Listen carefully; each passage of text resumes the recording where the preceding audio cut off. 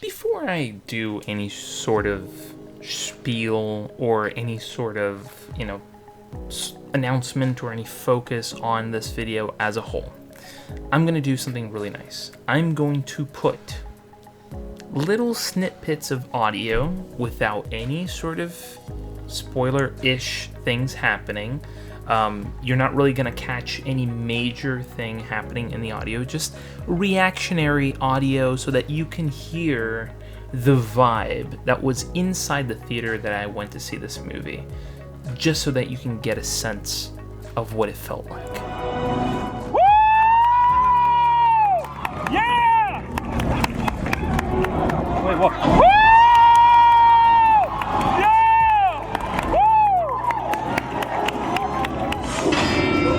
Oh shit! No. Woo!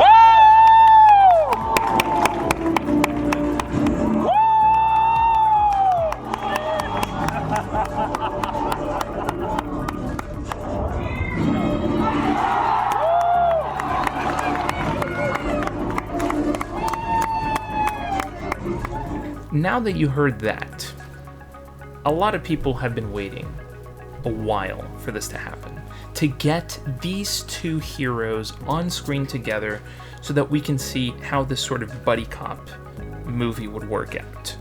And ultimately, what came about was a truly incredible, heartwarming movie that few people would ever realize that this isn't a Deadpool movie.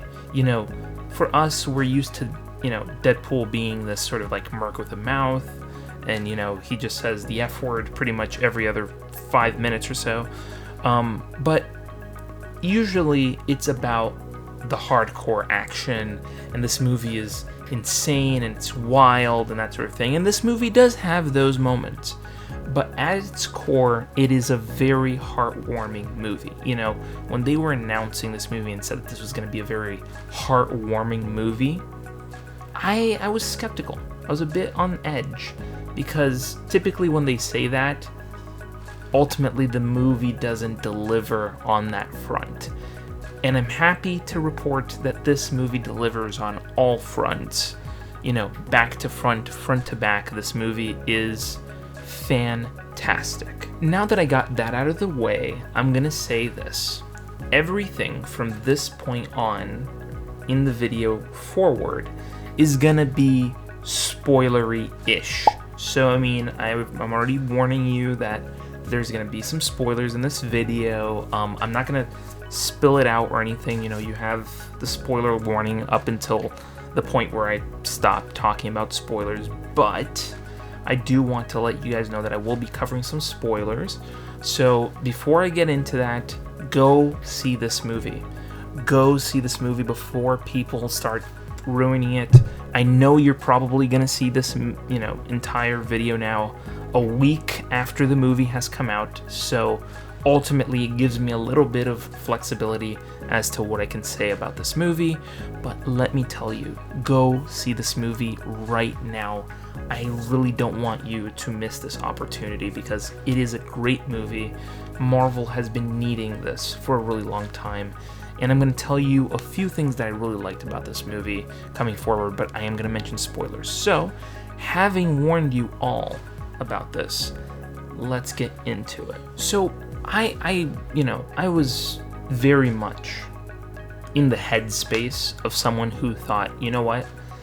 This movie is going to be bonkers, balls to the wall, really wild. I'm talking about, like, having characters that are from the main core MCU just pop up out of nowhere and show up in certain points in time. Now, I think this movie did deliver on a lot of fronts, even though that it didn't have all the cameos that I was expecting, but it did have some of the cameos that I had in mind, so much so that there was one in specific that I was like, I predicted that. Even though a lot of people said, oh, this is gonna happen, and I was agreeing, ultimately a specific piece of dialogue that happened that you can go back and watch my prediction video and read and watch whatever I'm saying.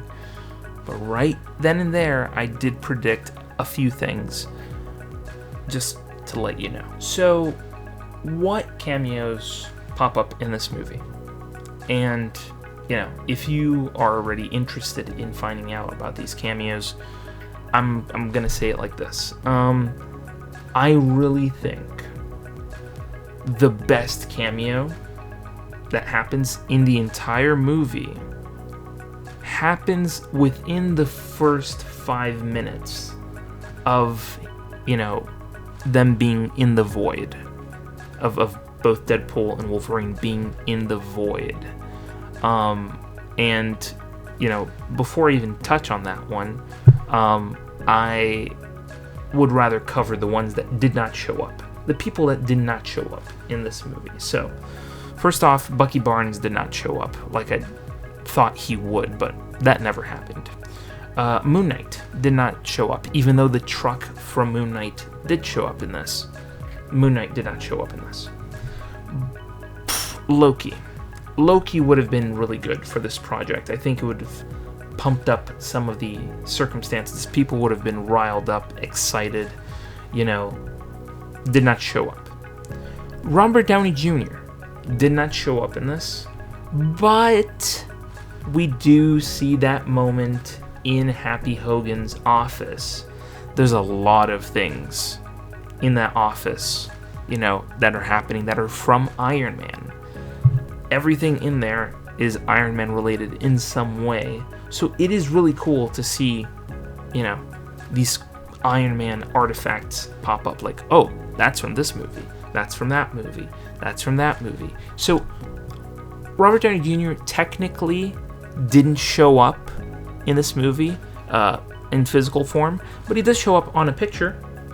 The picture that we see, him and, Tom Holland together, like the photo that they took in Homecoming.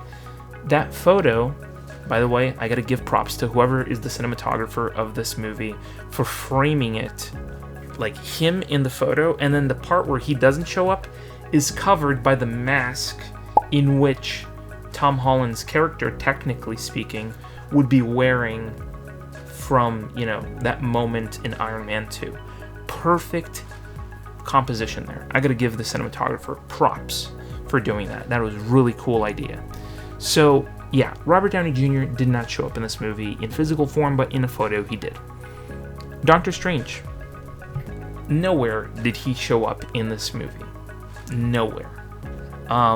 But, mind you, we did get a part of Doctor Strange that popped up in this movie, and that was in the form of Cassandra's sling ring, which was really cool because that sling ring has the Time Stone and the Reality Stone on it, which I thought deep down, I thought that they would steal this, sling ring and just go into multiple different universes, even though we did get that early on in the movie with other versions of Wolverine. So, really cool.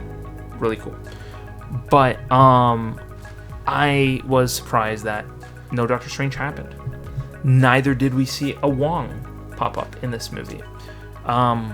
We didn't see, going back to Loki, we didn't see Mobius pop up in this movie either.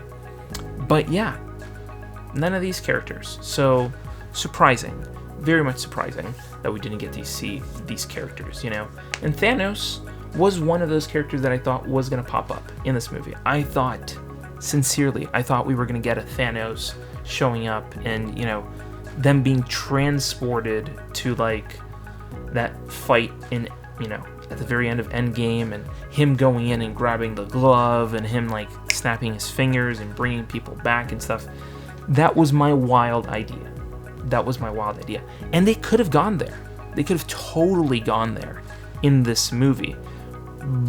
But they didn't, which is kind of sad because I really wish they had gone in that direction. But nonetheless, I digress. I think that what they did in this movie was perfect, specifically directed for this movie. It's its own contained story, and I think that in that way, in that specific case, it worked really well.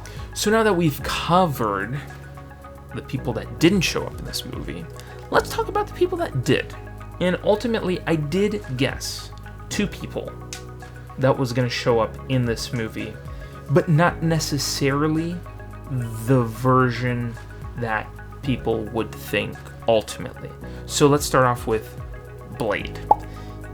Yes, I did mention that I wanted to see Mahershala Ali's version of Blade pop up in this movie, but we got Wesley Snipes' version in this movie, which, mind-blowing, okay? Like, we got to see Wesley Snipes be badass as Blade in this movie, and he throws in a little joke about him, being the one and only Blade, and that there will be no other Blade after him. We got a few chuckles inside the theater at that very moment, which was very funny because it's almost as if everybody in the theater kind of knows the whole Blade situation that's going on in Marvel right now. So, very cool little detail that they added to the story. Now, the other, thing that I came up with that I said, what, I really would love to see Captain America pop up in this movie, and or Human Torch. Now, you can go back and watch that video of me doing the predictions, and to think that I nailed the very phrase-ish that they were, mind you, I was paraphrasing at the time, but the fact that I kind of got the joke before they even told the joke was spot on my, on my part, because I said, and you can go back and see this, that they would have Chris Evans come back and do either Captain America or even the Human Torch. And Human Torch was kind of like a wild card, in my opinion. He comes back, does the wild, this sort of wild card moment, and actually does the Human Torch. Kind of a wild version of the Human Torch, might I add. Funny thing, he only lasts less than maybe 15 or 20 seconds as the Human Torch, because then all of his powers are drained. So, but I was right. We did get Johnny Storm in this freaking version, and the line that, Deadpool says, he's like, Avengers is... Oh, wait. No. He says, flame on. And I was like, that's exactly what I was waiting for. I was like, dude, wild card. It's him referencing Chris Evans in this movie as Captain America, although he is playing Johnny Storm. Brilliant. Everybody in the theater freaked out when we saw Chris Evans on the screen, because, let's be honest, we want to see him back as Captain America. We want to see the core Avengers back. We all want that. All the fans want that. They don't want them to extend to secondary characters. We want to see the Avengers. We want to see the big guys, the big guns, the core team back in action, talking to each other, working together, defeating an intergalactic being. That's what we want. That is the core of what people want. And seeing Chris Evans back sparks in people's minds, maybe we can get him back. Now, luckily, we've gotten Kevin Feige clearly saying to people, listen, we can bring him back. We can bring him, we can bring, Robert Downey Jr. back to play Iron Man, but we have to do it respecting the moment that has passed. Their deaths or their retirements, depending on who we're talking about.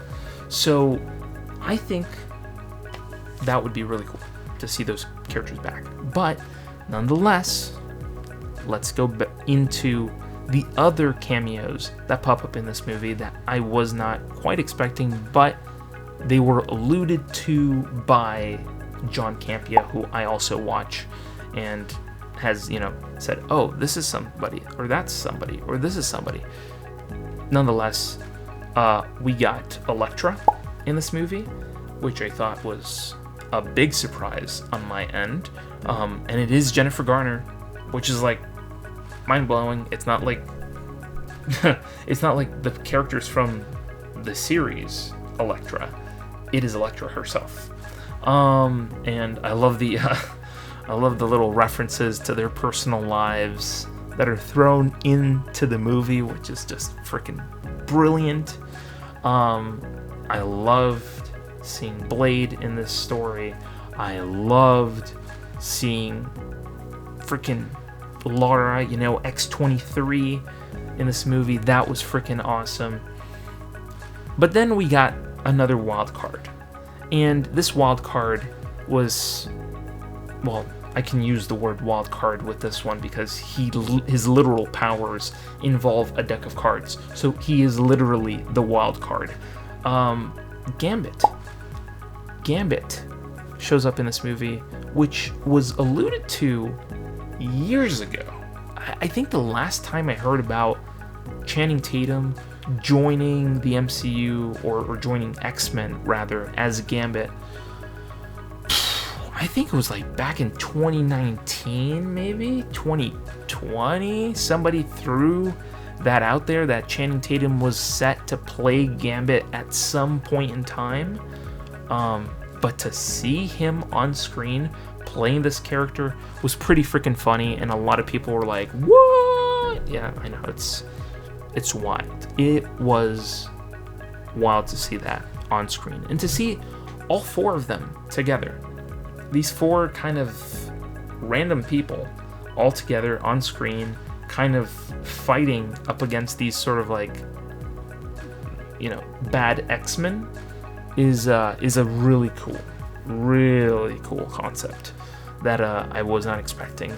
But they pulled it off, and it was freaking awesome. Even though it was short-lived, it was awesome to see nonetheless. So I think every good story deserves a good villain. And I think that in order for you to build a good story, your villain needs to be as good, if not better, than the characters that you were trying to present, because ultimately that villain is what's gonna ground your story and then bring a true purpose to your characters. And ultimately, Cassandra Nova does a really good, is a really good choice. Emma Corrin is a great actress, and nails this role. She does it really well. It's a bit quirky, a bit weird, witchy kind of way. So I think she does a fantastic job in this movie, and she is kind of menacing. She may be playful, but she's very menacing in the way that she presents herself, which is incredible because it's rare to see these things happen, where you see a character that is completely new to the MCU, mind you, very new, but she is the sister to, Xavier. So you have to have these connections there in order to, better ground which characters you're dealing with, because, mind you, X-Men, the X-Men universe happens in the same universe that Deadpool exists. So ultimately, that's the situation that's at play here. So it's really cool to see her play this. Emma Corrin did a fantastic job here. Props to her. And I think the story itself is very cool. I think that when you name a movie Deadpool and Wolverine, the fact that you need to work on two separate storylines and make sure that each arc gets a satisfying ending is tough. Mind you, it is very tough to tell two almost parallel stories that can somehow, in this case, intersect, but ultimately have their own payoffs in the end. And I think it was very well written. You have Deadpool, we have this guy who is working, going to work as a normal person who's trying to find purpose in his life. He wants to make, the woman in his life proud. So he is in search of purpose. His, can't go really far, but his glorious purpose. He's looking for his glorious purpose in life, and he wants to be part of the Avengers, and he wants to be a part of a bigger team and a bigger universe. And he's right. I mean, he's supposed to. He's supposed to be searching for that, because ultimately people just think, he's just a Deadpool. You know, he's not all that interesting, and he wants to make purpose in his life. He wants to bring purpose to his life.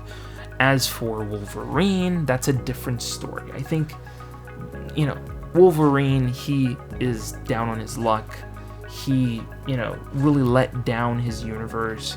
So while one character is in search of purpose, he's looking for healing. You know, he's trying to heal himself from this moment in time that, you know, he was hurt and was trying to find a way of getting closure. I think ultimately that's what he wants. He wants closure for that moment in time. You know, it's not from a specific person, but it's more from a moment in time, and trying to like forgive himself for this moment in time. And I think this movie really does, you know, bank well on this moment, on helping bring this character to, you know, to a satisfying conclusion. And I think it does it really well, and they nail the tone that is necessary to bring these arcs to a really satisfying ending. Now, I can't mention this movie without even talking about the whole group of Deadpools that we see in this movie. I mean, just the sheer amount of Deadpools that we see in this movie. We see a samurai version of Deadpool, we see a cowboy version of Deadpool, we see a kid Deadpool, we see Dogpool, we see Lady Deadpool, we see another one, which I think is also a samurai one, but he has an actual traditional kind of like Japanese or Chinese style hat. I mean, it's really interesting the number of Deadpools that we get here. We see even a baby version of Deadpool. Listen, I think every Deadpool fan's wet dream happened in that very moment. If you're a massive fan of Deadpool, take it from someone who isn't a major fan of Deadpool, I have to say that was a pretty cool moment in this movie. So it is designed for people who love Deadpool, and this movie is designed for just that. Now, a lot of people are going to compare this movie. They're going to make comparisons. They're going to draw comparisons to other movies in the MCU. And I think the best description that I heard the other day from someone who watched the movie during the world premiere is that this is a perfect balance between No Way Home and Multiverse of Madness. So if you were to take, you know, No Way Home and Multiverse of Madness and kind of make like a nice little ball here and call it Deadpool and Wolverine and add Deadpool and Wolverine to a movie and stuff, you'd have essentially what this movie is. It is just that same sort of vibe as, you know, Multiverse of Madness and, you know, having a little sprinkle of No Way Home in the middle. That's what it is. It's not Avengers Endgame. And that's something that I wanted, you know. I felt like this movie could have gone an extra hour, to be honest with you. I really think that this movie could have extended an extra hour and people would have been happy with it. You know, you could have added a lot of crazy cool moments in there that could bring more people to, you know, stay longer and invest in these characters. So, I mean, not a critique whatsoever. That is not a critique whatsoever.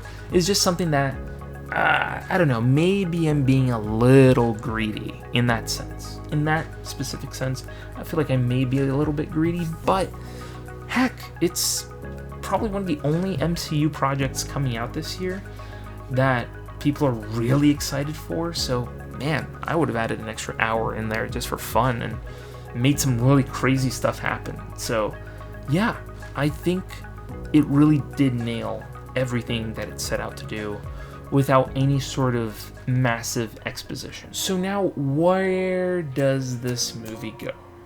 Like, where in the MCU is this going? Now, we heard from Kevin Feige that the goal is to expand this. The goal is to make the next era which was the multiverse saga, now it's the, mutant saga, is that they're forwarding through a few stories in order to get to the meat of the mutants. Now, who is going to be Wolverine in this universe? A lot of people said that they're probably going to expand, the whole Wolverine in the MCU thing. I do think that they're probably going to expand a little bit more in terms of Deadpool as well. They're definitely going to put him in another MCU project. I think in this case, if Wolverine does not stay in this universe, if Wolverine does not end up, staying as the MCU's main Wolverine, I have to suggest that we need to add a new Wolverine, and that Wolverine is none other than Laura herself, X-23, aka Daphne Keane, most definitely needs to become the Wolverine of the MCU. I think she would play perfectly as that role. I think that considering that we are gonna have a Young Avengers project coming down the line, it would be the perfect opportunity to do such a thing. So who knows? Maybe they do it, maybe they don't. But nonetheless, I think it was a smart choice to bring her into this project and to allow certain things to happen that ultimately transpired. So in this movie, we see B-15 show up, which is a very pleasant surprise. I mean, to have that connection, be able to have that core character in the MCU already, and having known her from the Loki series, even though that, funny enough, we get a reference to the Loki series in this movie, which is very funny. Deadpool mentions a specific episode of season 1 of Loki, when they mention Goliath showing up in this movie. But yeah, pretty much spot on having her in this movie and be able to kind of show that, yes, even though Loki is not mentioned by name, we can clearly tell that Loki is in where he was at the very end of season 2 of Loki. So yeah, she's kind of playing the role of a manager and is managing these timelines, and based on what I know, they're not really pruning timelines, but Paradox is kind of wanting to prune timelines. So it's kind of up in the air at this moment as to, are they still pruning? Are they still doing what they were doing in Loki season 2 and season 1? Maybe not. Maybe they're not doing it. But it would suck to think that they're still continuing to do things that happened during Loki season 2 and season 1. So maybe that will get fixed at some point. But as for this movie, I think that they pretty much nailed every single thing. They checked off most, if not all, the boxes for what fans were looking for, and I think that's exactly what Marvel needs right now. Marvel needs a movie in which it is tailor-made for those fans who are coming to see these movies, and to be able to just enjoy, sit back, relax, and find a good connective movie experience, and this movie does just that. And ultimately, I think that this is a perfect sort of love letter to the X-Men universe, specifically the 20th Century Fox X-Men universe. I think they nailed it. I think this is exactly what it should have been. It's a little love letter, it's a little dedication to all these other heroes that came before, that we enjoyed watching, whether it was Elektra, whether it was Johnny Storm, whether it was, Blade, or even X-23, or even characters that we have never seen finally pop up in these moments and, have jokes thrown at them, specifically Gambit, which was pretty funny, but still a great opportunity for these characters and the cast of characters that pop up in this movie. So kudos to Marvel for nailing the assignment on this movie. But now is the time for me to truly say that all of this has been my opinion on the movie, my thoughts, my personal thoughts on this movie. And I want to know from you, what do you guys think? What do you think of Deadpool and Wolverine? Did you see the movie? Did you not see the movie? Do you still think that this movie could change things in the MCU? Or do you think that there was nothing to be changed in the MCU by this movie? I think that there is a lot going on in this movie that could potentially open up doors to sequels and ultimately even movies in the MCU that are a consequence of the events of this movie. So hopefully that's what they take from this movie. Now, if you believe in what I'm saying, or if you agree with what I'm saying, I should say, go down in the comments below and tell me what you think. Do you think all these incredible things that could possibly happen in the MCU? Leave that in the comments below. And while you're down there, hit the subscribe button and hit the bell to be notified when new videos go live on this channel. And thank you for joining me on this video, on this incredible adventure in watching Deadpool and Wolverine, probably one of the biggest movies of the year. Thank you so much again, and I'll see you in the next video.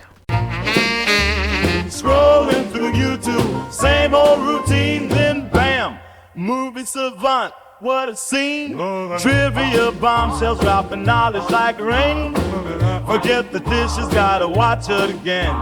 Movie buffs unite, savants to place. Subscribe and hit the bell, don't leave a trace. Next level knowledge keeps you in the loop. Savants got the scoop, ain't nothing to recoup.